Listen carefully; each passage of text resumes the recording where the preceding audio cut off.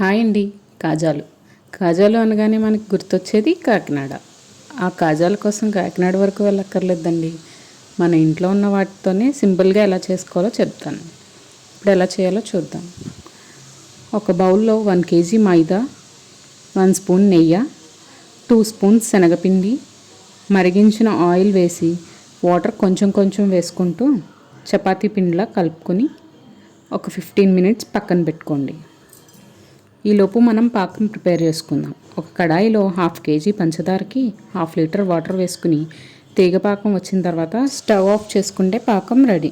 ఇప్పుడు మనం ప్రిపేర్ చేసుకున్న మైదా ముద్దని పెద్ద సైజ్ బాల్స్లా చేసుకుని వాటిని పల్చటి చపాతీలా ఒత్తుకొని పక్కన పెట్టుకోవాలి. అలాగే మరో చపాతీని సేమ్ సైజులో చేసుకుని వీడియోలో చూపిస్తున్న విధంగా నెయ్యి అండ్ మైదాని స్ప్రెడ్ చేసుకుని పక్కన పెట్టిన మరో చపాతీని వేసి సేమ్ ప్రాసెస్ కంటిన్యూ చేయాలి.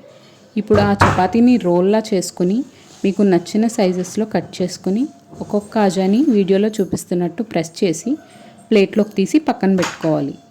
ఇప్పుడు ఒక కడాయిలో ఆయిల్ వేసి బాగా హీట్ అయిన తర్వాత మనం ప్రిపేర్ చేసుకున్న కాజాని వేసి గోల్డెన్ బ్రౌన్ వచ్చే వరకు ఫ్రై చేసి వేడిగా ఉన్నప్పుడే పాకంలో వేసుకుని ఒక 10 minutes అలానే ఉంచి తీస్తే కాకినాడ స్టైల్ కాజా రెడీ.